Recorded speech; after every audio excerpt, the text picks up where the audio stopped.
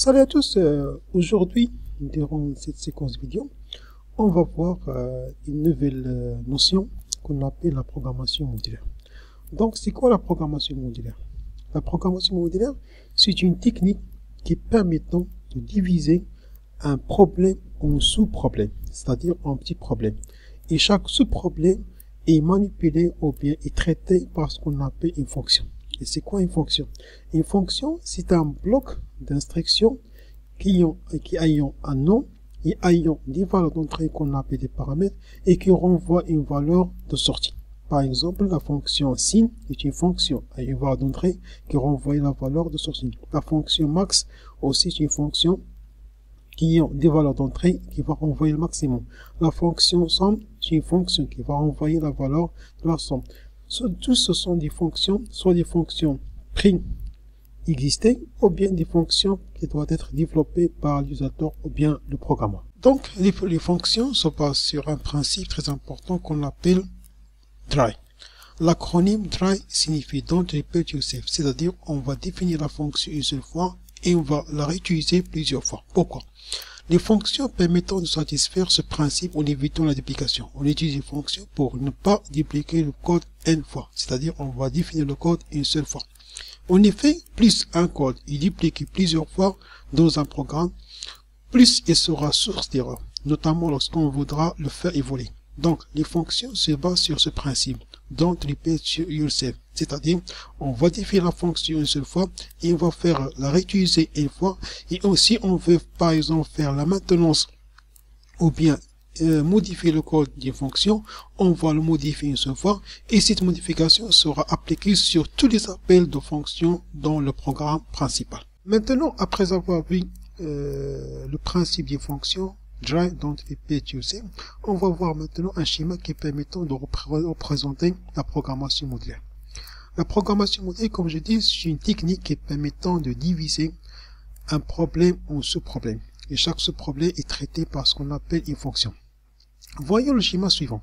On a un programme principal qui permettant le traitement d'un problème ou bien la résolution d'un problème. Donc, le programme principal, on a un début de programme, instruction exécute programme. Lorsque le programme principal trouve un sous-programme, c'est-à-dire une fonction, il va quitter le programme principal, exécuter le bloc d'instruction de ce programme 1 et renvoyer, il retourne au programme principal. Il va exécuter l'instruction suivante. Et lorsque le programme principal trouve un sous-programme principal, il va quitter le sous-programme. Et si le sous-programme contient aussi un sous-programme, il va quitter le sous-programme 2 et exécute le sous-programme 1 et renvoyer vers le sous-programme 2 et renvoyer vers le programme principal. Donc, la programmation modulaire consiste à diviser un problème et chaque problème est traité par ce qu'on appelle une fonction. C'est-à-dire, lorsque le programme principal trouve un sous-programme, il va quitter le programme principal, exécuter le code et retourne vers le programme principal, ce qui est permettant la division de programme principal, division de problème en petits problèmes. Prenons maintenant un exemple d'utilisation des fonctions. Supposons maintenant, on veut par exemple écrire un programme qui permet de calculer le factoriel des nombres suivants. La valeur 5, le factoriel de 5, le factoriel de 8, le factoriel de 7, le factoriel de 6, le factoriel de 11, le factoriel de 13, le factoriel de 24, le factoriel de 25 et le factoriel de 19. Donc, pour écrire, ou bien pour résoudre ce problème, on peut écrire comme suit. Donc, supposons qu'on a la valeur n égale à 5. On a besoin d'initiation du facteur avec 1. On a besoin des boucles allant de 1 jusqu'à 1 plus 1 avec le pas égal 1. Et on va faire la multiplication f reçoit f fois i. Et imprimer le facteur de la valeur 5. Pour la valeur 8, on va faire la même chose. On a la valeur n égale à 8, initiation du factoriel, utilisation de la boucle for et imprimer le résultat. Pour la valeur 7, même chose, on a initiation de factoriel, utilisation de la boucle, calcul de factoriel, afficher le résultat. Pour la valeur 6 et les autres valeurs. Donc, dans cette activité, on vit qu'il y a une répétition de code. Le bloc d'instruction for est répété une fois. C'est-à-dire, si on a par exemple, on veut calculer le factoriel de une valeur, on va répéter la boucle for n fois. Donc, pour résoudre ce problème, si on a un partie de code qui se répète plusieurs fois, il est préférable de factoriser le code. C'est-à-dire, au lieu par exemple d'avoir un programme très long, on va factoriser le code, c'est-à-dire on va faire la réutilisation de blocs de code qui se répètent plusieurs fois. C'est pour ça on va utiliser ce qu'on appelle les fonctions. Dans ce problème, dans cette activité, on a le problème suivant. Si le nombre de facteurs à calculer est plus long, il est plus grand, on va utiliser copier-coller. Copier-coller de code source. Le code de programme devient très long parce qu'on a plusieurs valeurs pour calculer le factoriel. C'est-à-dire il y a des parties qui se répètent. Donc source de propagation 0. C'est-à-dire si j'effectue par exemple de copier-coller, automatiquement c'est possible d'effectuer 0. La correction devient plus compliquée parce que le programme il est très long. Donc la solution consiste à factoriser le code. Si on a des parties de code qui se répètent plusieurs fois, on va utiliser des fonctions, c'est-à-dire on va regrouper les fonctions, regrouper le bloc d'instructions qui se répètent et on va donner un nom à ce bloc avec des valeurs d'entrée et avec une valeur de sortie. Comme je dis, lorsque il y a des parties de code qui se répètent plusieurs fois, la solution consiste à utiliser des fonctions. Mais c'est quoi une fonction? En programmation, les fonctions sont très utiles pour réaliser plusieurs fois la même opération au sein d'un programme. Donc, les fonctions permettant de réaliser juste une seule opération à la fois. Elles rendent également le code plus lisible, parce que chaque partie du code ayant un nom qui reflète son code, ou bien son programme, son utilisation. Et plus clair, en fraction, en bloc logique, c'est-à-dire les fonctions permettant de diviser le problème en sous-problèmes, et chaque sous-problème est traité par une seule unique fonction, parce que chaque fonction ayant un seul objectif, ou bien un seul rôle. Par exemple, sin x, automatiquement sin est une fonction mathématique qui consiste à calculer par exemple le sinus. Print est une fonction qui permet d'afficher un message. Input est une fonction. Int est une fonction de conversion. Float est une fonction de conversion. TD qui permet de renvoyer. C'est-à-dire, les fonctions sont des blocs d'instruction et chaque fonction ayant un seul et unique objectif. Les avantages des fonctions. Les fonctions ayant plusieurs intérêts, permettant de factoriser les programmes, c'est-à-dire de mettre en commun les parties qui se répètent, c'est-à-dire éviter la duplication. Deuxième intérêt, permettant une structuration et meilleure lisibilité du programme, parce que chaque fonction est traitée un seul problème. Facilite la maintenance du code, c'est-à-dire lorsqu'on définit une fonction et lorsque cette fonction est réutilisée par plusieurs programmes. Donc, lorsqu'on a, par exemple, une erreur de syntaxe, par exemple, il suffit de modifier l'emplacement d'une fonction pour appliquer la modification dans tous les appels de fonction.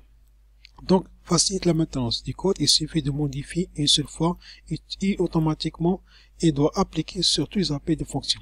Les fonctions peuvent éventuellement être utilisées. Sur le point des fonctions, c'est la réutilisation, c'est-à-dire on peut utiliser la fonction une fois, c'est-à-dire on va définir la fonction une seule fois et utiliser plusieurs fois, comme par exemple la fonction si une fonction définie une seule fois, elle peut être utilisée n fois. Définition des fonctions. Une fonction est un sous-programme. C'est un sous-programme ou bien un bloc d'instruction qui retourne une valeur calculée en fonction des valeurs passées. Les valeurs passées, en entrée, on l'appelait aussi soit des paramètres ou des arguments. Donc, une fonction est une boîte noire ayant des valeurs d'entrée qu'on appelle des paramètres et ayant des valeurs sorties qui permettent de renvoyer le résultat après avoir appliqué un traitement sur les valeurs d'entrée. Une fonction admet 0 ou plusieurs paramètres.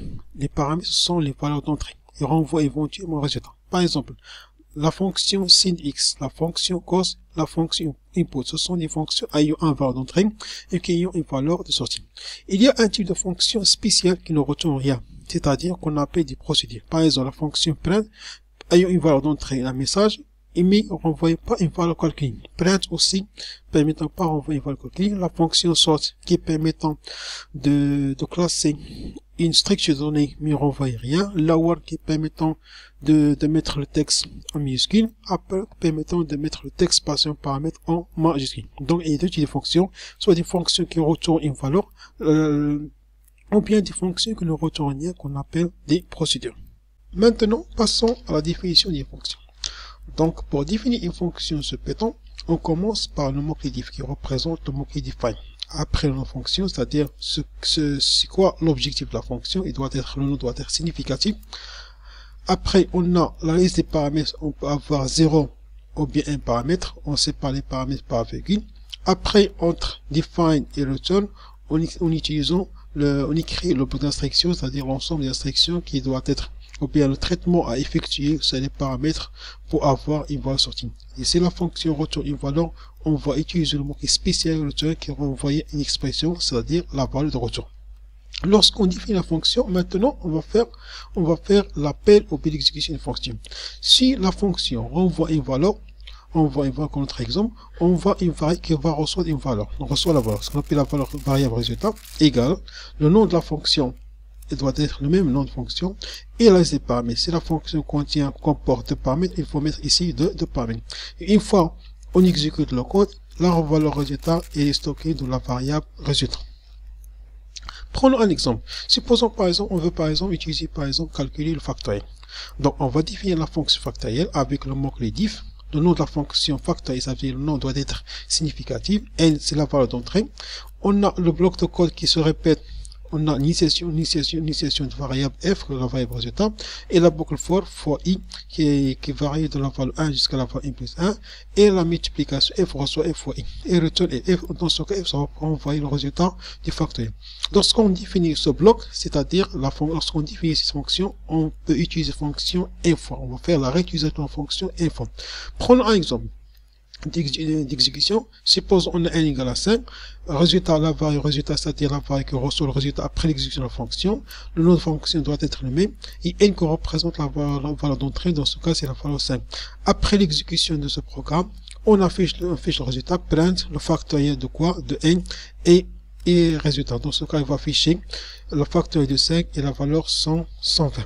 Donc, la syntaxe de fonction, c'est très simple. Il faut tout simplement définir la fonction avec le mot diff, le nom de la fonction, les paramètres, et le bloc d'instruction, plus le mot-clé return si la fonction renvoie un résultat. Et pour exécuter, on a toujours besoin des variables qui va prendre le résultat, ou on stocke le résultat, nom de la fonction et la liste de paramètres. Prenons maintenant un exemple d'application des fonctions supplémentaires. On commence par deux exercices. Premier exercice, écrire une fonction volume sphère qui rend le volume d'une sphère en utilisant la fonction cube R, qui rend le cube de rayon R, sachant que le volume est égal à 4 fois P fois cube de R divisé par 3. Dans cet exercice, on va définir deux fonctions, une fonction cube de R qui va renvoyer R à la position 3 et la fonction volume sphère qui va utiliser la formule de calcul pour calculer le volume de sphère. Deuxième exercice, écrire une fonction sans carré ayant deux paramètres d'entrée qu'on appelle x, y et qui auront la somme carrée de deux réels x, y. Et on va voir la correction dans la séquence vidéo prochaine. Et merci de votre attention.